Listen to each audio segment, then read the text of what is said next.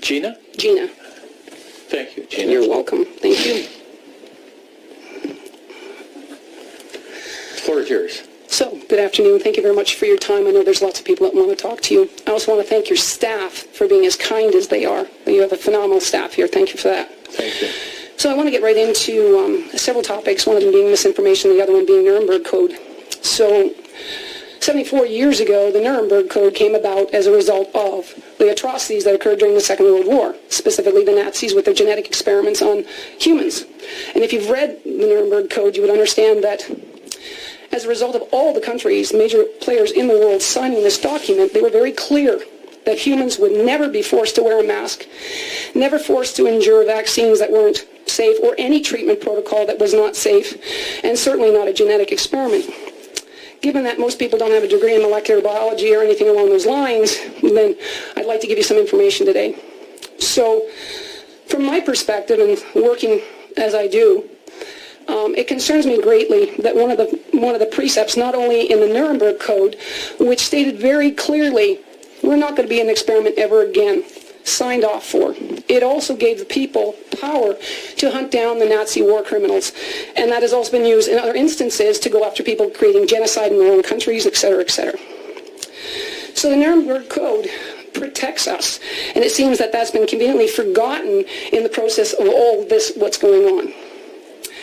The misinformation, when constitutional lawyers for the government advise the government officials that they're not violating people's rights under the Charter's rights in our Constitution, but rather just pushing the boundaries. And that gives me great cause for concern. The Constitution, the Nuremberg, were all written to protect the people from the atrocities inflicted upon them, whether it was a government or other people that had the authority to do so, or in their own minds thought they had the authority to do so. So when I listen to the radio, which I have to stop listening to, it concerns me that health units are unequivocally promoting a genetic experiment. This has never been done before in the history of mankind, where a foreign substance that mimics, but it doesn't, an mRNA strand that can possibly insert itself and permanently insert itself into the DNA of the human, that's unheard of. It's not... If you look at the statistics, if you look at anything that's going on, theirs is a reporting. It's a voluntary reporting center for professionals or others that want to tell people that I've had an adverse reaction, whether it's to a drug or a vaccine, whatever, a treatment.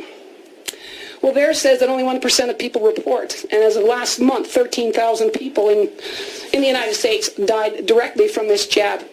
Now, in 1972, smallpox vaccine was discontinued. Now, most of us look like we're old enough to have had that vaccine, that nice little round dot you had on your shoulder. They discontinued it in 1972 for the following reason.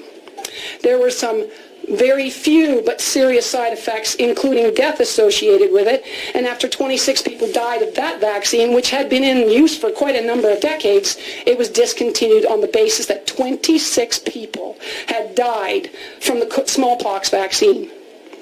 Wow. So if theirs is reporting 13,000 deaths directly attributable to the vaccine, and it's only 1% being reported, you multiply that by 100, you got 1.3 million people that have directly died as a result of this vaccine. Unheard of in the history. The first thing that really triggered me when I was watching the news at the beginning of all this pandemic shit, excuse the language, is that minus 70 degrees was required for refrigeration of this particular vaccine. Never in the history has anything that I'm aware of ever needed to be below minus 20. Why minus 70? Thought about that a lot. I've experienced with some of the people that live off the grid, and they have their own power generating, and they have all these electronic panels that automatically shut down at minus 49 to protect the electronics from the extreme cold. And I was in Calgary in January, I forget how many years ago, maybe 15 years ago, and I watched it all in action. So my little brain got going. I'm thinking, so what the heck is inside this particular jab? It is not a vaccine by any definition. It is not. It's foreign material. It is not a natural extract from the virus or whatever else, which hasn't even been identified as the cause of this pandemic. So when I'm looking at all this, and I'm thinking, there's something wrong here. So I don't know whether I should call it the pleasure or the displeasure, but I have tested people who have been jabbed. And I can't talk about their specific details, but let's just say it has a very long-lasting effect on them in a very short period of time. So when I listen to the radio and I hear the health units going on and on about how unvaccinated people are causing the Delta variant, that's the biggest lie to date that I want to point a finger at. Vaccinated people, when you put a pressure on a system, so you take an antibiotic and give it to a bacterial infection, if you don't kill off 100% of the bacteria, they will mutate to survive. And they're very good at surviving. Right? So, I just lost my train of thought. But so when I'm looking at how they're promoting this as vaccinated people, they are the ones that are creating the variants. They are been exposed to a jab that is forcing them to either, it doesn't kill 100%. If nothing kills 100%, you're going to get variants. And they only usually mutate under an express application. Okay? Antibacterials, antiviruses, doesn't matter. So this is where the variants are coming from, and I would greatly appreciate the health unit to stop saying that, because it's an outright lie, and it's a coercion to get people to take it. Oh, that unvaccinated person, oh my God, I'm going to get something from them. It's all about fear and coercion. And so, since the Nuremberg Code has not been recalled, it is still in effect. And I would very greatly appreciate the members taking a good look at it to understand what I'm talking about. Now, it's a great big long document, and I'm sorry, I wasn't prepared to speak today. I was asked to. There is a couple of sections that have been extracted. Facebook had it a long time ago, so I can't quote those to you. But it essentially protects our rights. It protects us from being genetic experiments. And as a molecular biologist, it saddens me greatly that so many people are running to get this, whether it's a bribe. In the States, it was donuts and pizza and beer or whatever it was. If we really truly had a pandemic, you wouldn't have to convince people they needed to be vaccinated. And since there hasn't been full disclosure as to the contents of that, I have seen the results of people who have received it, and I didn't know whether to cry or to scream. I've never seen anything like it. And I certainly hope that people will understand that for whatever purpose this pandemic is about, don't be forcing people to take something, because that Nuremberg Code will apply to you. If you're talking on the radio telling people you need to get this, you need to get this, there has not been full disclosure as to the contents. Geneticists in other countries have pulled these apart, are absolutely astounded at what they're finding.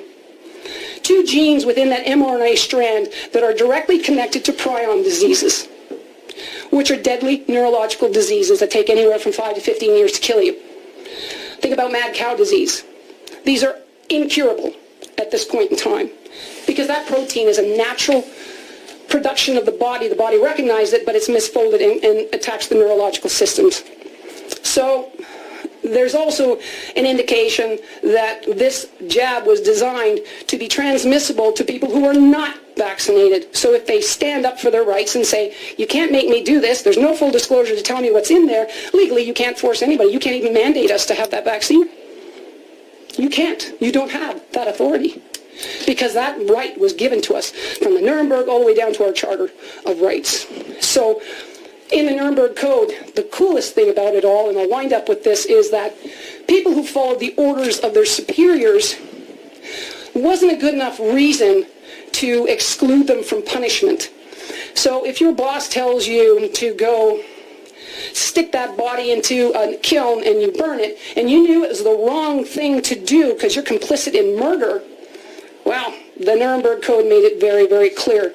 You would be held accountable. And I'm not specifically saying the gentlemen and the ladies here, but that Nuremberg Code has not been recalled and it's still in effect. It's being used today. So I want to thank you again for your time. I hope you take the time to find out not what the constitutional lawyers of the government are telling you, but rather what the real constitutional lawyers who aren't getting paid at this point in time have to say. And Juan Butter is one of them. He's a very interesting lawyer. Please do your homework. These are our lives with the potential to cause huge numbers of death. One viral specialist is a virologist. He calls himself the best of the best, says he expects a mortality rate of 100% as a result of this jab. Others are less threatening in terms of 15% of the population will be culled as a result. No vaccine has cured any disease. The human immune system is incredible, and if you feed it the right things, it will do its job amicably. Done deal. If you have questions, Maureen, by all means, I'm happy to take them. Thank you, Gina. Anybody have any questions? Thank you. So we appreciate you coming today to speak to council. Thank you very much. I know you have a difficult time ahead of you, but Thank you. please, we all count.